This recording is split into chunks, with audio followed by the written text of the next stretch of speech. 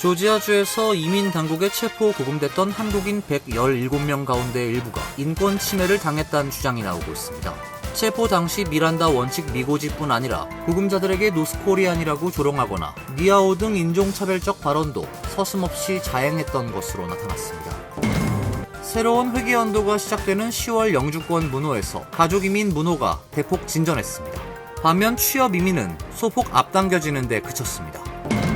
법원이 IC 요원들이 이민 법원에서 불체자 체포를 할 수 있도록 허용하는 판결을 했습니다. 시카고에선 이민자 단속 과정에서 요원들에 의해 총격 사망하는 사건이 발생했습니다. 뮤리엘 바우저 워싱턴 DC 시장이 IC에 협조하지 않겠다고 밝혔습니다. 트럼프 대통령은 국가 비상사태를 선포하고 워싱턴 DC를 연방화해 국가 통제 아래 두겠다고 주장했습니다. 11월 뉴욕시장 선거판이 다시 요동치고 있습니다.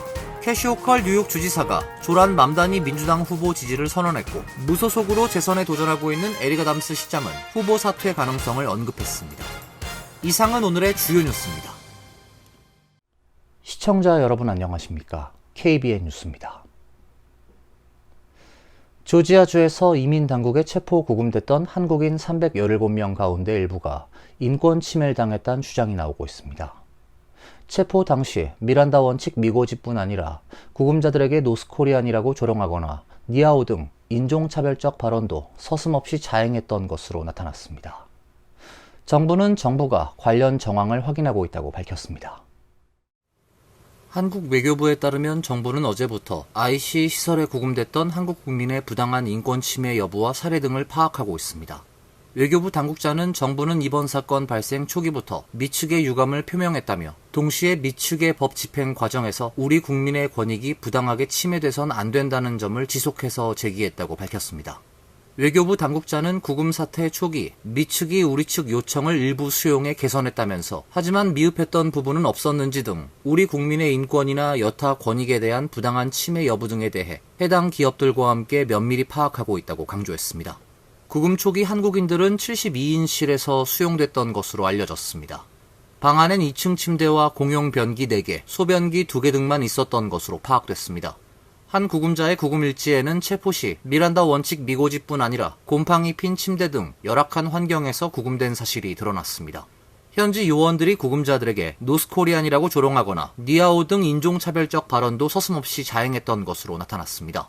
박윤주 외교부 제1차관은 전날 한국을 찾은 크리스토퍼 랜도 미국 국무부 부장관과 만나 우리 국민 구금 사태와 관련 유감을 표명하며 실질적인 제도 개선 등 재발 방지는 미측이 주도적으로 해야 한다고 권고했습니다. 랜도 부장관은 이번 사태가 일어난 것에 대해 깊은 유감을 표명하며 향후 유사 사태가 발생하지 않도록 노력하겠다고 말했습니다. 도널드 트럼프 대통령도 이 문제에 깊은 관심을 갖고 있는 만큼 한국 근로자들의 미국 재입국 시 어떠한 불이익도 없을 것이라고 약속했습니다. 한미 외교 당국이 한국인 구금 사태의 후속 조치로 전문직 취업 비자 H-1B 할당을 늘리고 B-1 비자 체류 자격 확대 방안을 중점 논의할 것으로 보입니다. 장기적으로는 한국인을 위한 별도의 비자를 만드는 것을 목표로 합니다. 외교부 당국자는 오늘 기자들과 만나 한국인 구금 사태 후속 조치와 관련해 국민들이 앞으로 정당한 비자를 받고 미국 내에서 인권 침해를 받지 않도록 애틀랜타 총영사관이 미국 IC에 협의체를 만들자고 했고 IC로부터 긍정 답변을 들었다고 말했습니다. 주 애틀랜타 총영사관과 IC 애틀랜타 지부는 협의체를 만들어 비자 관련 유사 사태가 일어나지 않도록 협의한다는 방침입니다.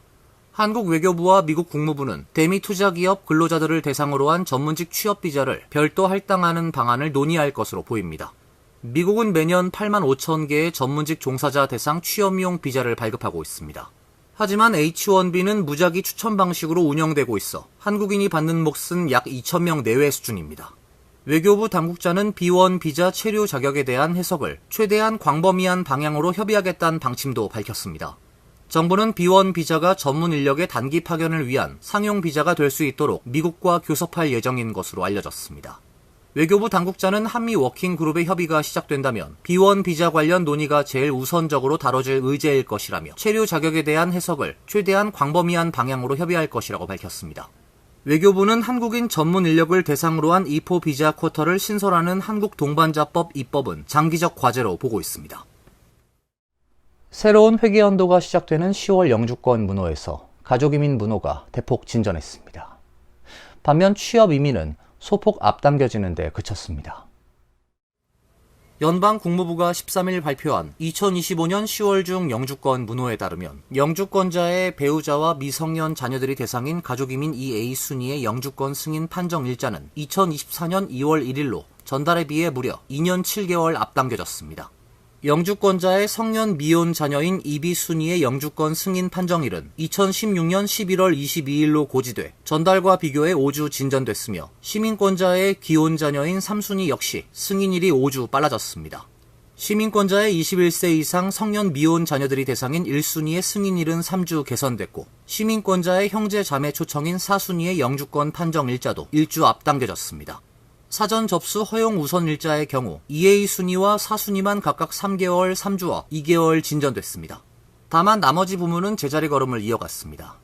취업 이민도 소폭 개선됐습니다.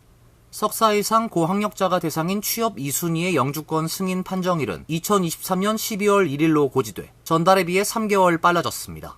그러나 취업 3순위는 숙련공 부문의 영주권 승인이 판정일은 전달에 이어 또다시 동결됐고 비숙련공 부문도 2021년 7월 15일로 전달에 비해 1주 진전에 그쳤습니다.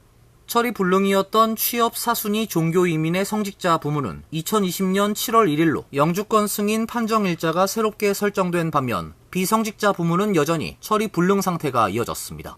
취업이민 1순위와 투자이민 프로그램인 5순위는 9월 문호에서도 오픈 상태가 유지됐습니다.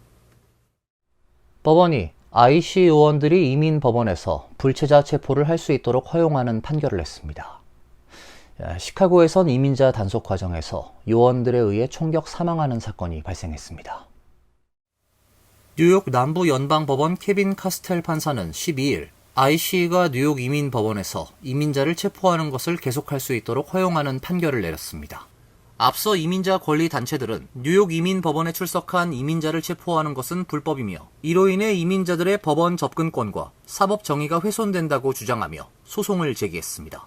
이들은 체포에 대한 공포로 인해 이민자들이 법원 출석을 꺼리게 되고 사법적 공정성이 위협받는다고 주장했습니다. 그러나 판사는 IC의 체포가 법적 권한 범위 내에서 이루어지고 있으며 이로 인해 이민자들의 법적 접근권이 침해된다고 보기 어렵다고 판단했습니다. 판사는 법원 앞 체포는 IC 요원의 안전을 확보하고 행정 효율성을 높이는 합리적인 방법이라고 평가했습니다. 이번 판결로 IC는 앞으로도 뉴욕 이민법원에서 체포를 계속할 수 있게 됐지만 해당 판결은 일시적인 것으로 향후 법적, 정책적 변화 가능성은 여전히 남아 있습니다. 한편 전국적으로 강화된 이민 단속 과정에서 불체자가 단속을 피해 도주하던 중 사망하는 사건이 발생했습니다. CNN 보도에 따르면 12일 히스패닉 거주자가 많은 시카고 교회 프랭클린 팍에서 IC 요원들이 차량을 정차시키고 단속을 벌이던 중 한 차량이 요원에게 돌진해 요원 한 명을 차에 매달고 도주했습니다. 요원은 생명의 위협을 느껴 총격을 가했고 38세 멕시코 국적 남성이 사망했습니다. 사망자는 요리사로 일했던 것으로 전해졌습니다. 국토안보부는 요원이 상당한 거리를 끌려갔으며 생명의 위협을 느껴 총을 쏜 것이라고 설명했습니다. 사망한 이민자 가족들과 멕시코 커뮤니티는 어제 시카고 교회 프랭클린 팍에서 100여 명이 모여 추모 집회를 열었습니다. 이들은 공포와 분노 속에서 사회 정의를 촉구했습니다. 뮤리엘 바우저 워싱턴 DC 시장이 IC에 협조하지 않겠다고 밝혔습니다. 트럼프 대통령은 국가 비상사태를 선포하고 워싱턴 DC를 연방화해 국가 통제 아래 두겠다고 주장했습니다. 트럼프 대통령은 미국에 불법적으로 거주하거나 입국하는 사람들에 대한 정보 제공이 제대로 이루어지지 않는다는 점을 문제 삼았습니다. 국가 비상사태를 선포하겠다는 트럼프의 위협은 2,000명 이상의 병력이 워싱턴 DC를 순찰하는 등 연방정부의 권한 남용이란 비판을 받아온 그동안의 움직임을 한층 더 가중시키는 것입니다. 앞서 워싱턴에선 트럼프 대통령이 지난달 워싱턴 DC에 주 방위군 병력을 배치한 것을 놓고 수천 명의 시위대가 거리에서 대규모 시위를 벌이며 미국의 수도를 황폐화시키는 범죄라고 비난하며 법과 질서 및 공공안전을 재건하라고 외쳤습니다. 트럼프 대통령은 주 방위군 배치 몇 주 만에 워싱턴 DC에서 범죄가 사라졌다며 이는 수십 년 만에 처음 있는 일이라고 자신의 주 방위군 배치를 옹호했습니다. 바우저 시장실은 트럼프 대통령의 국가 비상사태 선포 위협에 대한 논평 요청에 즉각 응하지 않았습니다. 도널드 트럼프 대통령은 12일 시카고 대신 테네시주 멤피스에 주 방위군을 파견할 것이라고 밝혔습니다. 한편 트럼프 대통령은 12일 범죄 척결을 위한 주 방위군 파견과 관련 민주당 위주의 일리노이주 정치인들의 반대가 이어지면서 당초 계획을 변경, 테네시주 멤피스에 주 방위군을 파견할 예정이라고 말했습니다. 트럼프 대통령은 시카고에 가는 게 더 좋았겠지만 시카고가 전문적인 선동가들로 인해 적대적이라고 설명하면서 이같이 밝혔습니다. 트럼프 대통령은 멤피스가 심각한 문제에 처해 있다며 워싱턴 DC에서 했던 것처럼 이 문제를 해결하겠다고 말했습니다. 11월 뉴욕시장 선거판이 다시 요동치고 있습니다. 캐시 호컬 뉴욕 주지사가 조란 맘다니 민주당 후보 지지를 선언했고 무소속으로 재선에 도전하고 있는 에릭 아담스 시장은 후보 사퇴 가능성을 언급했습니다. 캐시 호컬 뉴욕 주지사는 어제 뉴욕타임스 기고문에서 뉴욕시장과 협업 중요성을 강조하면서 맘다니 후보에 대해 지지를 표명했습니다. 호컬 주지사는 다음 시장이 누가 될지는 매우 진지하고 깊이 생각한 문제라며 오늘 밤 나는 조란 맘다니 후보를 지지하기로 했다고 밝혔습니다.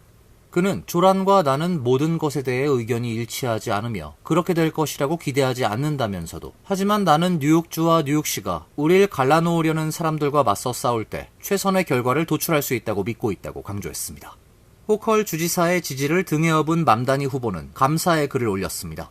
맘다니 후보는 SNS에 나는 주지사가 우리 당 통합에 지지를 보내고 트럼프 대통령에 맞서겠다고 결의를 다진 것 등에 대해 감사하다며 우리 운동은 더 강해지고 있다고 밝혔습니다. 한편 무소속으로 재선 도전에 나선 아담스 후보는 지난 10일 더 나은 뉴욕을 위한 협회가 주최한 재계 리더들과의 비공개 회동에서 내부 여론조사를 실시해 재선 가능성이 없다는 결과가 나올 경우 후보 사퇴를 고려하겠다고 말했습니다. 쿼니피엑 대학이 발표한 여론조사 결과에 따르면 사자 대결 구도의 민주당의 맘다니 후보가 45%의 지지율로 압도적 1위를 달리고 있습니다. 하지만 아담스 후보가 사퇴해 3자 대결이 될 경우 2위 무소속 쿠오모 후보가 아담스 후보의 표를 대부분 흡수하면서 맘다니 후보와의 격차를 좁히는 것으로 나타났습니다. 맘다니 후보는 46%의 지지율을 얻었고 쿠오모 후보는 30%의 지지율을 얻어 지지율 격차가 16%로 좁혀지는 것으로 나타났습니다. LI 알랄이 30년 만에 첫 전면 파업 가능성이 높아졌습니다. 임금 인상을 펼치고 있는 MTA는 9.5%의 인상안을 제시하고 있지만 노조 측은 16% 인상을 요구하고 있습니다. LIRR 직원의 절반 가까이를 대표하고 있는 5개의 노조는 MTA와의 임금 인상 협상 결렬로 이르면 18일 자정부터 전면 파업에 돌입할 수 있다고 밝혔습니다. LIRR 노조가 전면 파업에 돌입할 경우 지난 1994년 이후 31년 만에 전면 파업으로 30만 명에 달하는 LIRR 이용객들의 불편이 예상됩니다. MTA는 3년간 9.5%의 임금 인상을 제안했지만 이들 노조가 추가 6.5% 임금 인상을 요구해 협상이 결렬됐다는 주장입니다. 반면 노조는 지난 2022년 이후 임금이 한 번도 인상되지 않아 추가 임금 인상 요구는 당연하다는 주장입니다. MTA는 재협상 추진과 함께 파업 대비에 돌입했습니다. 노조가 예정대로 18일 자정부터 전면 파업에 돌입할 경우 MTA는 평일 출퇴근 시간대 3개 LIRR역에서 10분 간격으로 버스를 운행한다는 계획입니다. 버스 운행 구간은 LIRR 힉스빌, 론콘코마역에서 매튜 월레츠 포인트 전철역, 그리고 벨모어역에서 하워드 비치 JFK 공항 전철역 구간입니다. 맨해튼 방향 버스는 오전 4시 30분부터 오전 9시까지, 롱아일랜드 방향 버스는 오후 3시부터 오후 7시까지 운행한다는 방침입니다. 월정액권 소지자 경우 파업으로 사용하지 못한 티켓의 날짜만큼 환불을 받을 수 있습니다. 최근 보건복지부가 해열 진통제 타이레놀 복용이 태아 자폐증과 잠재적으로 연관이 있다고 언급해 논란이 되고 있습니다. 타이레놀 제조사 캔뷰의 CEO는 보건복지부 장관을 만나 해명한 것으로 알려지고 있습니다. 월스트리트 저널에 따르면 캔뷰의 임시 CEO 커크 페리는 로버트 케네디 보건복지부 장관과 비공개 회동을 가졌습니다. 페리 CEO는 케네디 장관을 상대로 자폐증 발병 원인으로 타이레놀 언급을 하지 말아달란 로비를 벌인 것으로 전해졌습니다. 타이레놀은 글로벌 제약사 존슨앤드존슨에서 분사된 소비자 건강제품 전문기업 캔뷰의 일반 의약품입니다. 감기로 인한 발열과 통증, 두통, 근육통, 치통 등 임산부를 포함해 해열 진통제로 사용되는 약입니다. 그러나 의학계 일부에선 임신 중 타이레놀 복용 시 태아 자폐증과 잠재적으로 연관이 있다고 보고 있습니다. 지난 5일엔 케네디 장관이 조만간 임산부의 타이레놀 복용이 태아 자폐증과 잠재적으로 연관이 있다는 내용의 보고서를 발표할 것이란 보도가 나오기도 했습니다. 그러자 캠뷰 주가가 장중 9.35% 하락하는 등 출렁였고 결국 페리 CEO가 나섰습니다.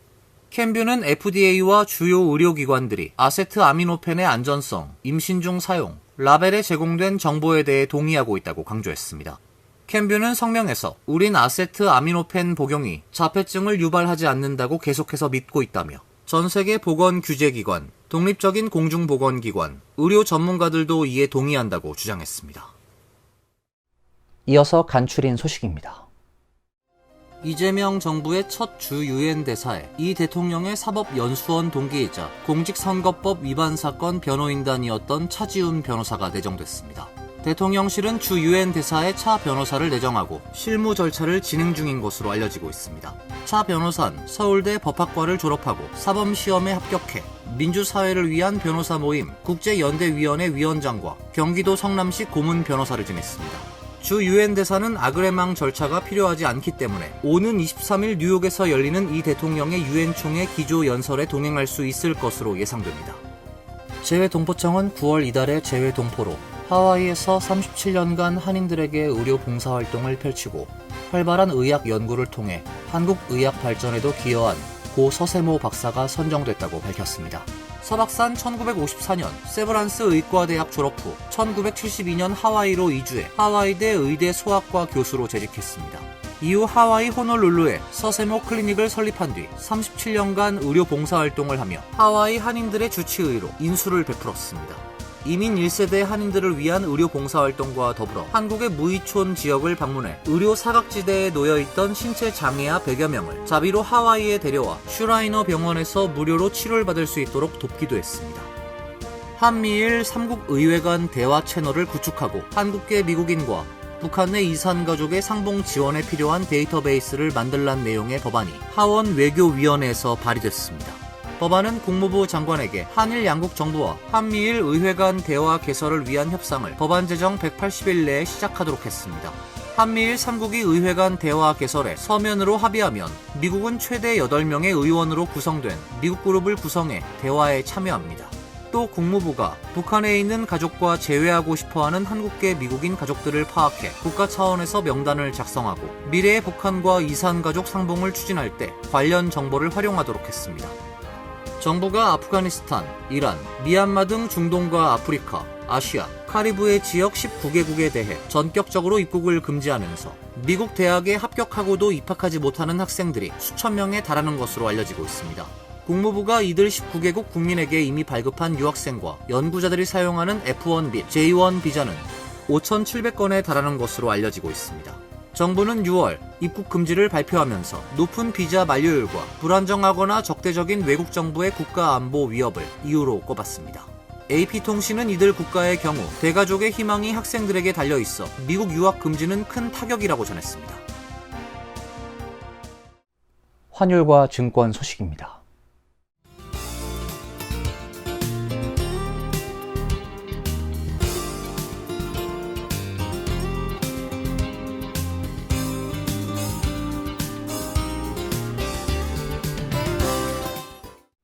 이어서 날씨입니다.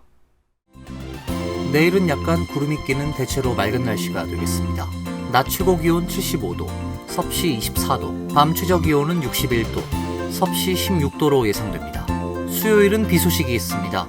흐린 가운데 소나기가 예상됩니다. 목요일은 다시 맑아지겠습니다. 이상으로 KBN 뉴스를 마칩니다. KBN과 함께 즐거운 시간 되시길 바랍니다. 미 동부 최대 한인방송 KBN이 제작하는 KBN 뉴스는 웹사이트 mykbn.com 그리고 유튜브와 페이스북에서 다시 보실 수 있습니다. 좋아요, 구독, 알림 설정은 뉴스 제작에 큰 도움이 됩니다.